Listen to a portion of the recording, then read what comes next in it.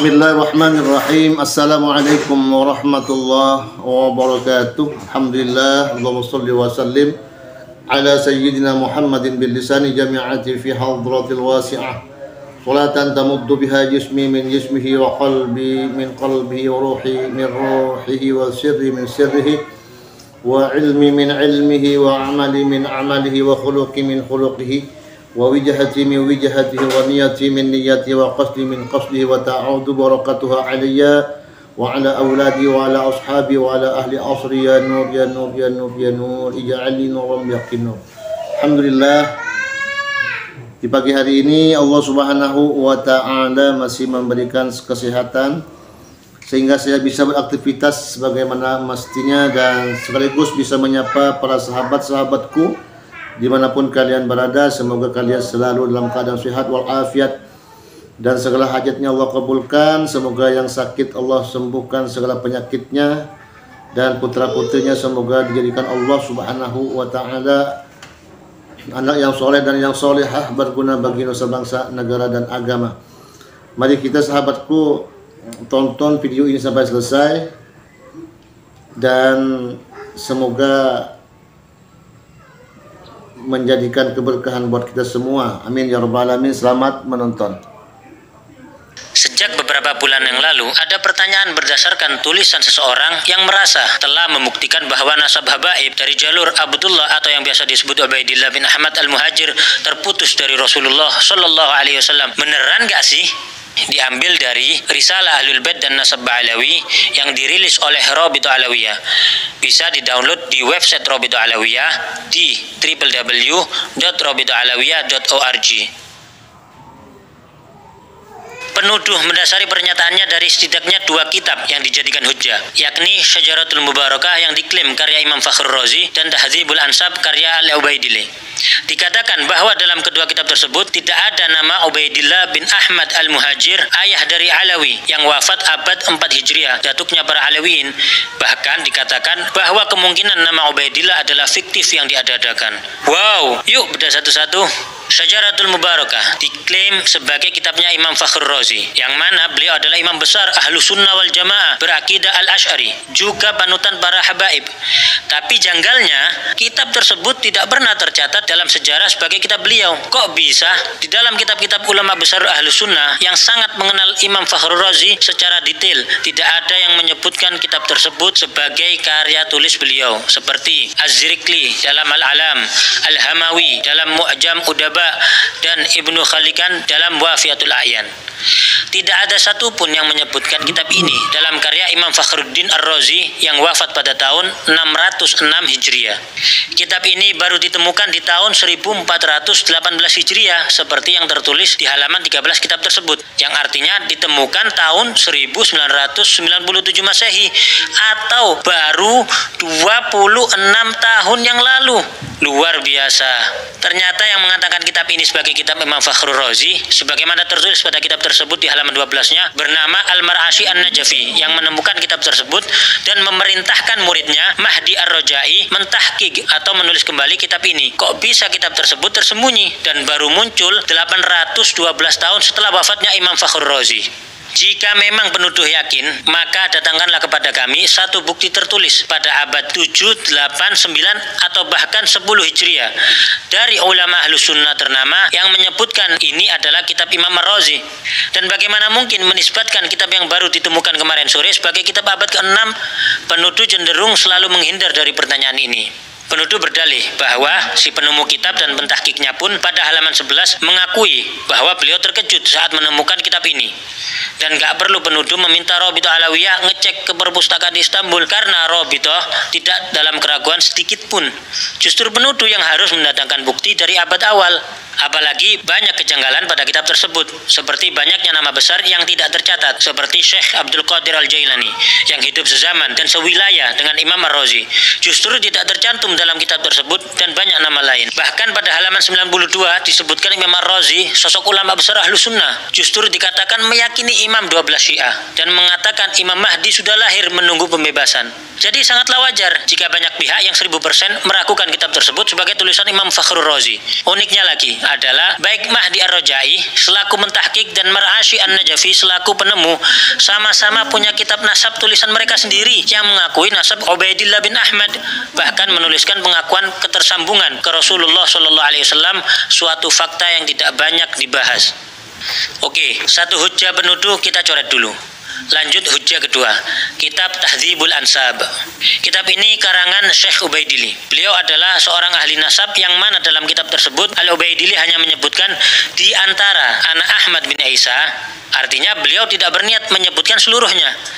Namun justru dalam catatan lain kita temukan perkataan Al-Ubaidili yang memang memiliki ribuan lembar catatan manuskrip yang dinukilkan oleh ahli nasab ternama Said Murtadha Az-Zabidi, yaitu Syekh Syaraf Ubaidili berkata, Syarif Ahmad bin Isa An-Nagib berhijrah dari Madinah ke Basra di 20 tahun kedua dari abad keempat Hijriah, yakni tahun 317 Hijriah.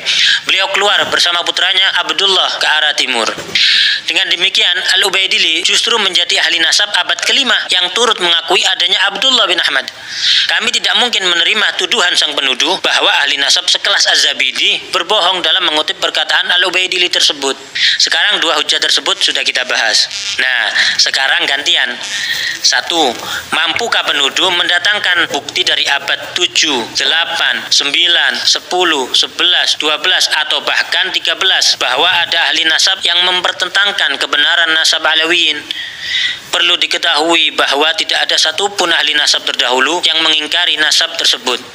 2. Ilmu nasab sudah baku dan disepakati oleh seluruh mazhab tentang syarat penetapan suatu nasab. Lalu penuduh membuat suatu syarat, yakni harus ada kitab yang ditulis di zaman tersebut. Pertanyaannya, ahli nasab mana yang mengatakan kaidah tersebut adalah syarat isbat suatu nasab? Lalu kenapa penuduh membuat syarat atau kaidah baru yang tidak dikenal dalam ilmu nasab sebelumnya?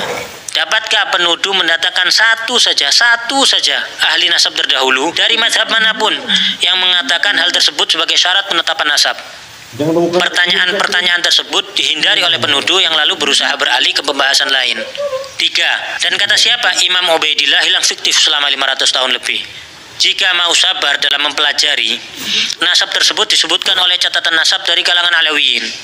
Tapi mengingat penuduh tidak berkenan dengan catatan nasab dari kalangan Alawiyin, mari kita lihat sebagian dari banyaknya bukti tertulis oleh para ulama ternama dari zaman ke zaman yang mengakui nasab Alawiyin, termasuk Abdullah bin Ahmad, seperti Al-Janadi yang telah menyebutkan nasab Abdullah bin Ahmad. Dalam kitab As-Suluk karya Al-Janadi telah disebutkan nasab Abdullah bin Ahmad. Lalu penuduh hendak mengecoh dengan mengatakan Abdullah yang di kitab dan Ubaidillah adalah orang yang berbeda. Oke, nggak apa-apa. Maka siapakah Abdullah yang dimaksudkan oleh penuduh? Sebutkan bukti sejarah, makamnya di mana. Juga sebutkan keturunan Abdullah yang dimaksudkan penuduh hingga lokasi mereka saat ini. Termasuk juga siapa Abul Hasan Ali bin Jadid yang disebutkan oleh Al-Janadi tersebut, disertai bukti-bukti sejarahnya. Ditambah lagi statement menggelitik seperti Ba'alawi yang tercatat pada kitab terdahulu berbeda dengan Ba'alawi yang sekarang. Maka datangkanlah bukti sejarah bahwa ada kabilah lain di Hadramut yang juga disebut Ba'alawi, dan ada kelompok lain yang nasabnya seperti disebutkan Al-Janadi dan lainnya, disertai lokasi makamnya, sejarahnya, juga data keturunannya. Al-Yafi'i Al-Malikul Afdal yang juga menyebutkan nasab Abdullah bin Ahmad. Ali bin Al-Hasan Al-Khasraji juga menuliskan nasab yang sama. Al-Husain bin Abdurrahman Al-Ahdal yang menuliskan nasab keturunan Abdullah bin Ahmad. Abil Abbas Ahmad Asy-Syaraji Az-Zabidi yang turut menyebutkan nasab Alawiyin yang tersambung. Imam As-Sakhawi yang menyebutkan nasab yang bersambung pada Ubaidillah bin Ahmad.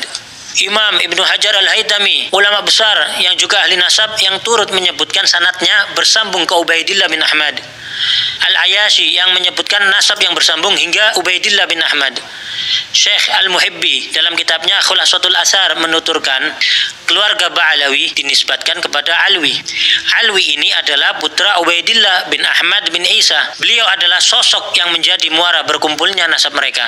Nasab mereka telah disepakati oleh para ulama ahli tahqiq dan telah diperhatikan untuk dijelaskan oleh banyak ulama. Lalu Syekh Yusuf An-Nabhani, seorang mufti besar dan guru dari para ulama Ahlus Sunnah wal Jamaah, guru dari Hadratus Syekh Hashim Asy'ari, menjelaskan dalam mukaddimah kitabnya Riyadul Jannah, sesungguhnya para sada Al-Ba'alawi telah disepakati oleh umat Nabi Muhammad sallallahu alaihi wasallam di sepanjang masa dan di setiap tempat bahwa mereka termasuk Ahlul Bait yang paling sahih nasabnya, paling kokoh kemuliaannya, dan paling banyak ilmu, amal, keutamaan serta adabnya. Hadratus Syekh Hashim Asy'ari bahkan mencantumkan Al-Habib Ahmad bin Abdullah As-Segaf yang merupakan salah satu pendiri Rabithah Alawiyah dalam Qanun Asasi saat pendirian Nahdlatul Ulama. Kita tentu tidak merasa perlu meyakinkan penuduh untuk mempercayai dan menghargai para ulama-ulama tersebut, karena mereka semua bagai matahari di siang hari yang dikenal luas kejujuran dan keilmuannya. Tidak mungkin para ulama-ulama besar tersebut sengaja berbohong bersama-sama dan tidak berusaha memastikan informasi yang mereka sampaikan, apalagi Rasulullah SAW menyampaikan ancaman neraka bagi yang berbohong atas nasab.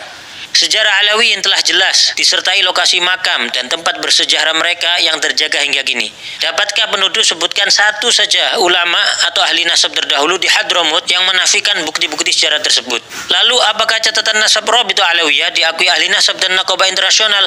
Tentunya tidak hanya sekedar surat dengan cap dan tanda tangan. Hubungan dengan ahli nasab dan nakobah di Yaman terjalin dengan baik. Nakobah Mesir yang beberapa kali berkunjung ke Rabithah Alawiyah, nakobah Al-Idrisi Al-Hasan di Libya yang memiliki hubungan baik dengan Rabithah Alawiyah. Syekh Dr. Muhammad Asy-Syuhumi Al-Idrisi bahkan mengatakan, bisa saya katakan bahwa paling bagusnya Rabithah dari semua Rabithah yang mencatat garis keturunan anak cucu Nabi Muhammad sallallahu alaihi wasallam, yang paling bagus adalah Rabithah yang ada di Indonesia, yang paling teratur dan paling memiliki kesemangatan untuk memperbaiki, termasuk adanya takrir pengakuan nasab Alawiyin oleh Imam Yaman Yahya Hamiduddin, juga takrir di Hijaz yang terdapat dalam tulisan Syarif Ibrahim bin Mansur Al-Amir. Bahkan Alawiyin beberapa kali dipercaya menjadi pimpinan Naqabatul Ashraf di Hijaz, Makkah dan Madinah hingga masa pemerintahan Utsmani.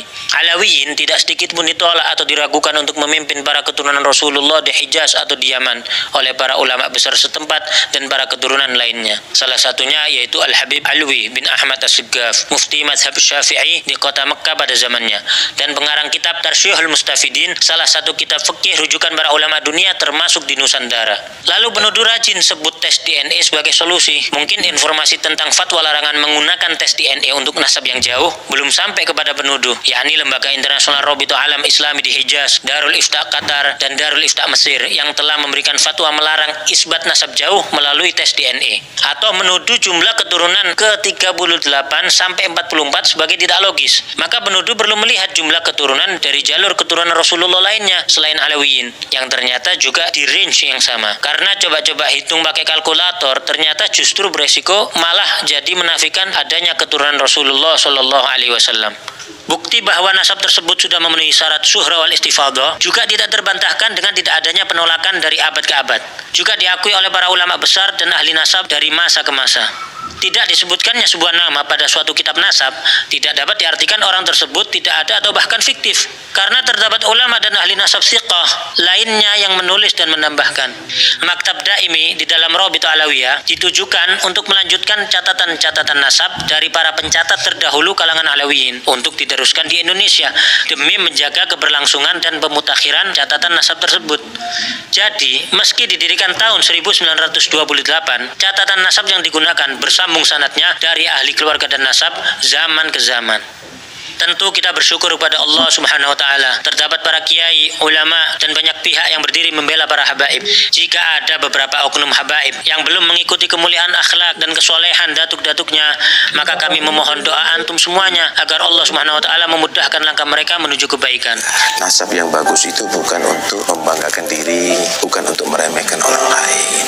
Nasab yang bagus itu adalah tuntutan bagi kamu. Kamu harus seperti datuk-datuk kamu yang baik, yang soleh. Dulu kakek-kakek kita itu dicintai masyarakat karena kontribusi sosialnya nyata di masyarakat. Karena masyarakat menyaksikan akhlaknya yang mulia, ilmunya yang luas, kemudian Bagaimana ketika duduk bersama datuk-datuk kita, mereka bisa mendapatkan solusi atas semua permasalahan hidup mereka. Kita sudah jauh berbeda dengan mereka saat ini.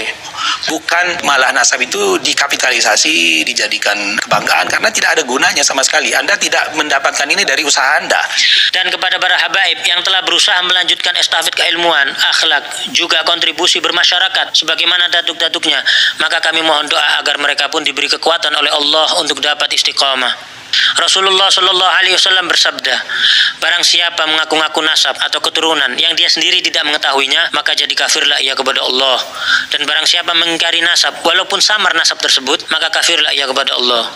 Barang siapa yang mengaku ayah kepada selain ayahnya atau bersandar kepada yang bukan walinya, maka laknat Allah, juga para malaikat dan semua manusia menimpa mereka. Dan pada hari kiamat Allah tidak akan menerima dari mereka baik yang fardu maupun yang sunnah. Kita justru banyak melihat kalangan Alawiyin melahirkan banyak ulama, orang-orang soleh, wali-wali besar, dan banyak yang berakhir husnul khatimah dengan wafat setelah syahadat, dalam kondisi sholat, membaca Al-Quran, maupun ibadah lainnya, jauh dari tuduhan kaum terlaknat atau pembohong. Namun kami peringatkan, janganlah kita mencaci para penuduh, menghina mereka, atau berlaku kasar pada mereka. Karena setiap manusia pasti berbuat kesalahan, dan kesalahan tidak menjadikan pelakunya terhina selama ia memperbaiki kesalahannya serta bertaubat kepada Allah Subhanahu wa Ta'ala. Semoga Allah Subhanahu wa Ta'ala memberikan taufik dan hidayah bagi kita semua, dan semoga umat ini dipenuhi rasa saling menghargai, menghormati, dan saling mencintai karena Allah Subhanahu wa Ta'ala. Nah, bagaimana menurut kalian sahabatku? Jelas kan? Nah, jelas kawan, tapi ingat, Imanuddin itu tidak mungkin percaya dikarenakan hatinya sudah tertutup gitu loh, karena tesisnya itu bukan hasil penelitian yang hak, akan tetapi penelitian karena dia itu sakit hati gitu loh. Oke? Tetap semangat menjalin persatuan dan kesatuan umat, dan jangan lupa untuk di like, comment, and subscribe jika kalian suka, dan jika tidak suka abaikan saja ini video. Dan saya akhiri, ma'assalamah fi amanillah. Wassalamualaikum warahmatullahi wabarakatuh. Sampai jumpa.